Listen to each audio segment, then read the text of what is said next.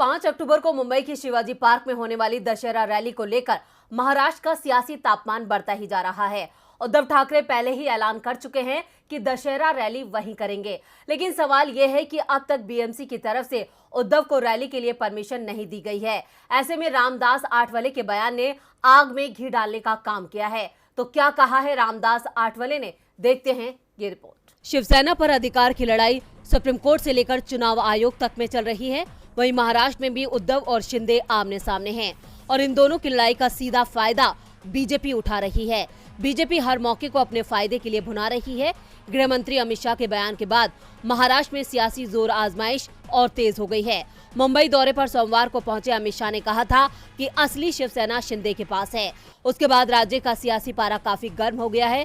Dussehra rally को लेकर शिंदे और उद्धव पहले ही आमने सामने थे।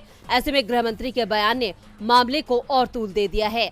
अब सवाल उठ रहा है कि क्या उद्धव ठाकरे को शिवाजी पार्क में दशहरे पर आयोजित होने वाली शिवसेना की सालाना रैली को संबोधित करने का मौका मिलेगा। राज्य में जिस तरह के हालात पैदा हो रहे हैं और बीएमसी की ओर से अब तक मंजूरी न मिलने से ऐसे ही कयास लगने लगे हैं। इस बीच केंद्रीय मंत्री रामदास आठवले ने भी उद्धव ठाकरे को चुभने वाली सलाह दी है। एक निजी कार्यक्रम में मुंबई पहुंचे आठवले ने कहा, असली शिवसेना तो एकनाथ शिंदे की है, इसलिए रैली करने की अनुमति उन्हें ही मिलनी चाहिए। यही नहीं, उन्होंने कहा कि उद्धव ठाकरे को शिवाजी पार्क की बजाय कहीं और रैली कर लेनी चाहिए। तो वहीं सामना के संपादकीय में उद्धव ठाकरे ने एक बार फिर बीजेपी पर निशाना साधा है।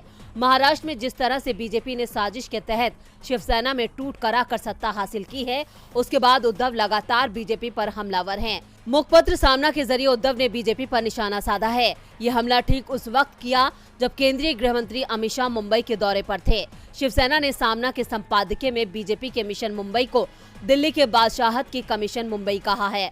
साथ ही दशहरा रैली को लेकर हुए विवाद पर भी शिंदे गुट और बीजेपी को चुनौती दी है। बीजेपी पर गंभीर आरोप लगाते हुए सामना में लिखा गया है कि वज्र मुट्ठी को तोड़कर बीजेपी मजे से देख रही है। यह महाराष्ट्र में हर जगह किया जा रहा है। शिवसेना को तोड़कर उन्हें आपस में लड़ाकर समाप्त कर देना है।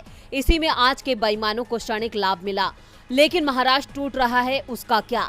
सामना के जरिए उद्धव ने साफ कर दिया है कि रैली वही होगी और उसे संबोधित भी वही करेंगे।